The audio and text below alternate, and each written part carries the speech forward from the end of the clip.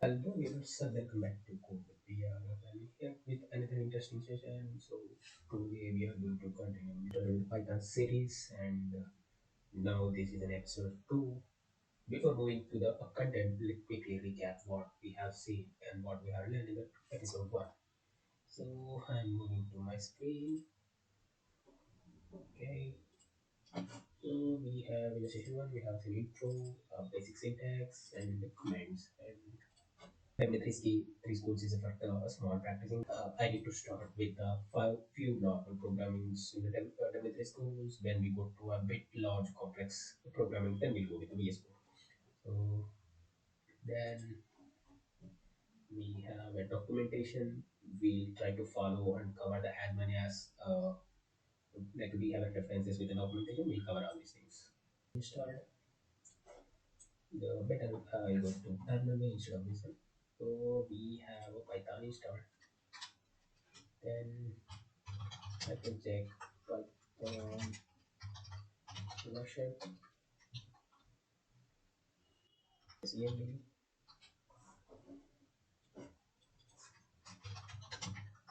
Python version.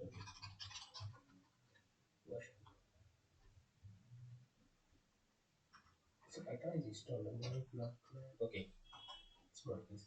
So if you can see, we have a Python 3.1.1.0, and like the same way we try with the one print statement, print,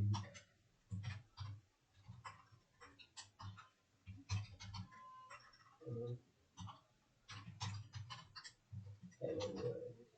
hello Python. So you can see this is a simple way, and you can use this way also.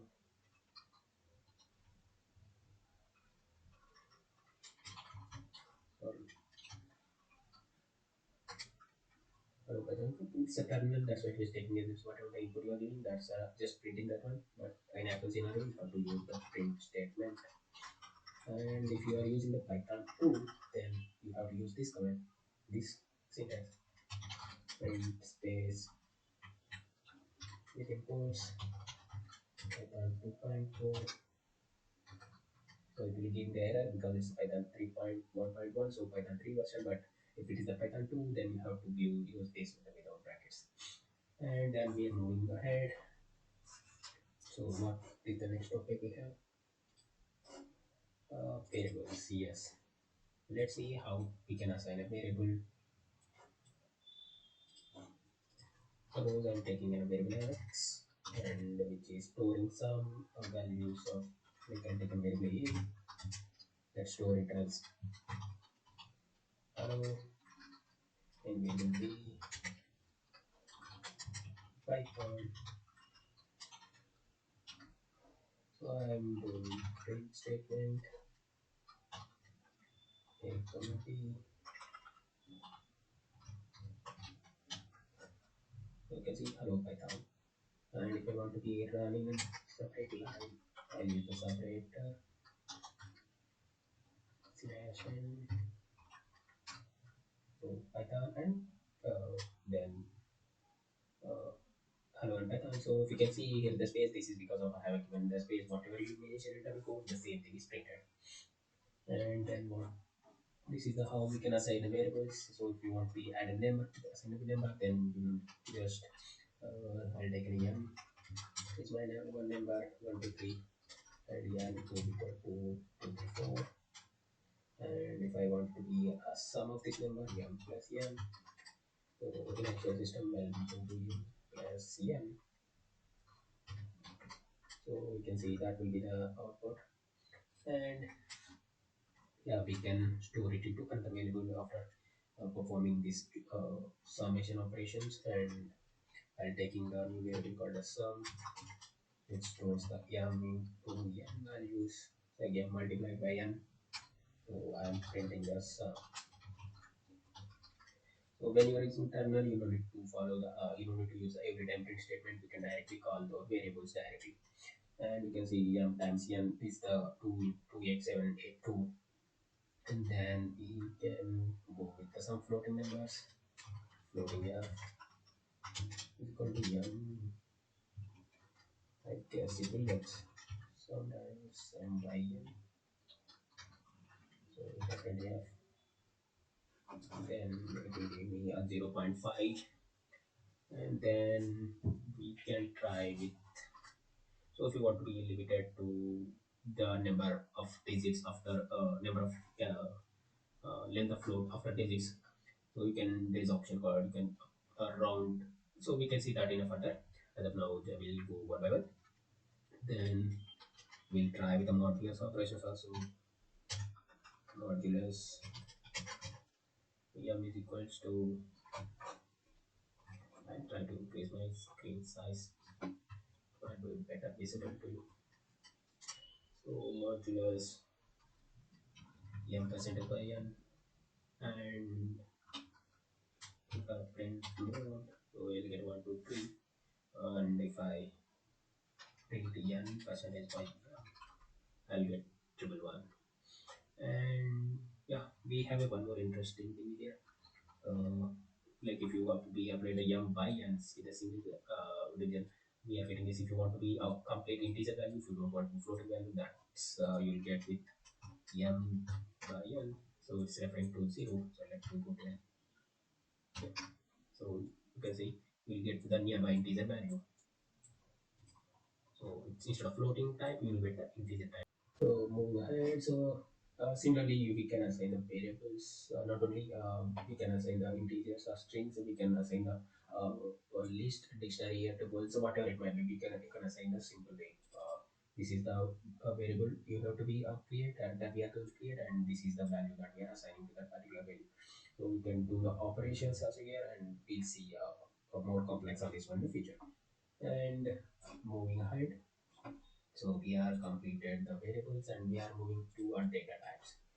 And data types, what we have in a Python is like there is a string type. So string is nothing but any collection of characters or one, maybe one or more. So suppose if I write a, that's a one character. So so the a is previously assigned to me. So if I want to be a string, so anything in the single quotes or double quotes which in a Python, that will be considered as a string. So same, there is no difference, and single quotes and double quotes you can utilize the same thing. And like you can use the strings, and you can use the paragraphs, and you can use the sentence strings in Python. Same. So these are the strings, and anything like I to Z with special characters and new combination of alphanumerical and everything within the double quotes will consider as a string. And then we have integers.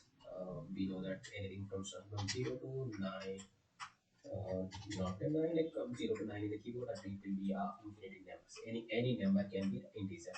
So if you can see, let me try one thing before going to this. That I'll create a variable c and I'll assign this here. So if you want to check what is the data type of your variable or your thing, if you just type and see. So you can see the class type is string. So which means it's a string data type. And you can directly type the see. So same, can pass the variable or you can pass the direct value, and you can before that you can add the type character keyword. Type is a keyword. Then it will show the what data type it is. Similarly, we can check the numbers. So it's a int. It means a compound integer, and then you can do any count number. That means a int. Then we have a floating numbers. So anything like any complex number which is if you found any dot after even saying .1 or something, that will be automatically considered as a float. And for integer or string, you have to definitely need to be use the double bracket, double quotes or single quotes. And for the numerical types, you don't need to provide any single quotes or double quotes. It will automatically declare the numeric as integers or floating type. And apart from this, we have a complex one, complex algebraic one type a plus b aj plus b,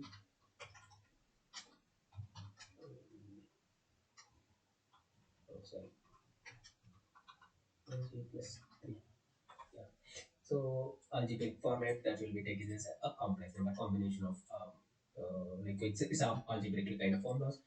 You can put it as in a complex format. This is a complex data type, and we have then uh, sequence sequence data types under the category of sequence, which will be list, tuple, and the dictionary. And of course, we have a set, but this will be not comes under this, and that will be I'll explain you. And so yeah, so for the list we have defined here above. That's why it is saying taking the value. Okay. Uh, then type of list. So you can see, same way you can use anything. Type of list is list, tuple is tuple, and dictionary. And how you can differentiate? So anything within the square bracket. Suppose if I define variable x, let me see, and if I print the type of x, this is the list. So if I add one more variable, 1 2 3, okay. So this is the type of x, which is giving the list type. And then same thing, if I use instead of square bracket, if I use curly brackets and open and close brackets, this will give me the result as tuple. So that difference between list and tuple is list you can editable, it's immutable, and you can edit, update, delete. You can perform any operations and in on top of tuple. Sorry, a list. So list can be editable. So it's in a shortcut way. These are the open brackets, and you can keep it as a it's open. The doors are open, and you can do anything. You can go away and come back, and whatever you modify you want to do, you can do. And the tuple is a standard. You cannot change. Once the tuple is created, you cannot change the tuple. That's a fixed one, some mutable one. And we have another data type, dictionary. So let give the same variable. Dictionary is now dictionary is a divisible flower brackets, open and close braces. And dictionary we have key and value. And I have a case, key, and v is my value. Similarly, a comma is the separated all the list, tuple, and dictionary. And I'll be going to another key, K2, which is storing the numerical tag. And again, I'm going to create another key number 4, key number 3, which is the storing with some string value. So dictionaries can be anything. It will be the string. The keys can be a string. Keys can be an integers. Keys can be an integer or strings. Yeah, anything. And also similarly, values can be anything. It's a string. It's a float, or it's a any data type that we see in a till now, like complex, whatever it may be, you can store in the this key. Sorry, value. So and let's type this one and x. Okay, now it is dictionary, and type x is dictionary. So this is a dictionary type. And then yeah, moving ahead, uh, also we have uh, set.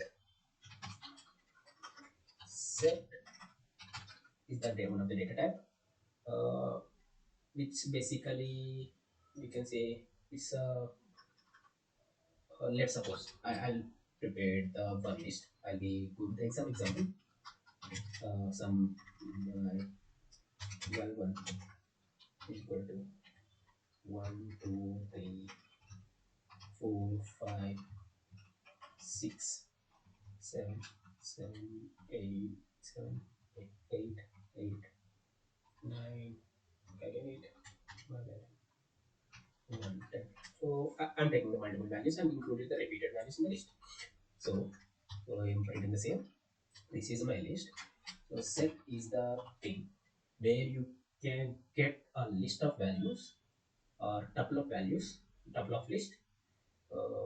in the form of your output will be in the form of tuple, but it will be an acute, like it will be a non-repetitive, or you can say it's a distinct. And if you apply the distinct, how will be the an acute the same way. So if I set of L1, okay, so if you can see I'm getting 1, 2, 3, 4, 5, 6, 7, and 10. So this is way how we can represent that set. And I can try with the tuple also. Yes, even let's try. Okay, so it should works.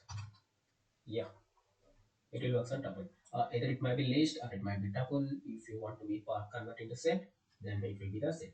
And suppose after filtering this one, after changing this into identifying into whatever the list you need distinct values, you need to again convert into list or tuple. Just add again. Not only this one, any format you want to be convert into list or tuple, or even dictionary also. Then simply list of set of.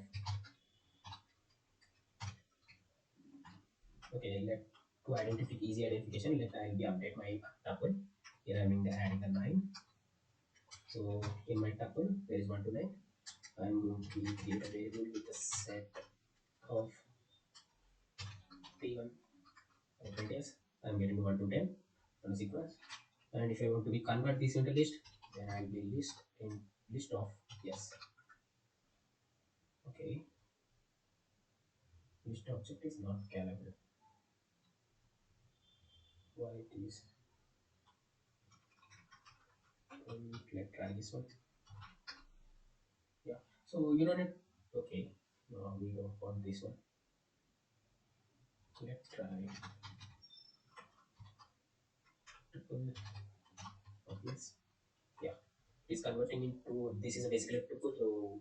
So we are converting it should be list of. Yes.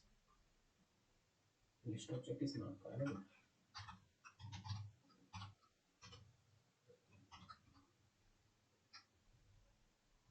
Okay, I want this one. Let's try. Okay, instead of T1, I'm defining as list tuple. Now this is a list with the duplicate values, and if I'm applying the set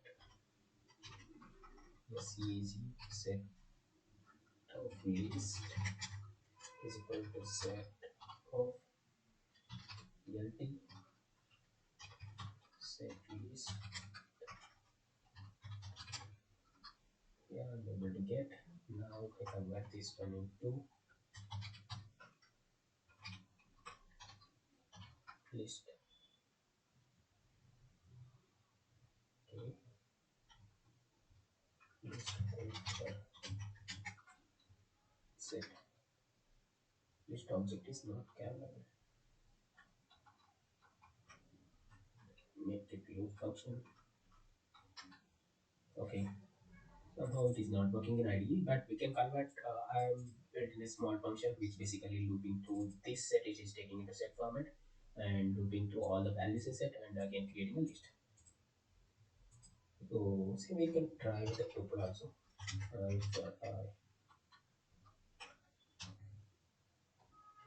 So this is a basically inline one. So the generator object is not working for tuple. So we have to try with only a list, not for tuple.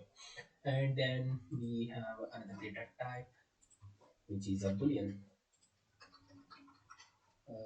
Boolean data set. There is only two, true or false. So true and false. So if one is greater than two, then we will get false. One is less than two, we get a true. That's it. So these are the two data types. Sorry, two billion data types. And then we are going to. There are a few more. One more is one thing is a non type. Non type. So which will basically represent as a none. So x is equals to none. Then if you print x, you will get nothing. Even if you use the print statement, it's just X. So you'll get a null again. So none is nothing. So can this is null values we can say, or nothing.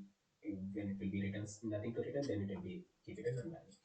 And then we have a more data types, bytes, byte arrays, and memory views, and frozen sets. Yeah, but as of now, we are not going to that much of deep. We'll see when after few sessions. So that's it for that today's video. So thanks you for watching, and we'll keep following. And if you have any doubts, just add a comment, or I have given my mail address. You just mail me whatever your queries.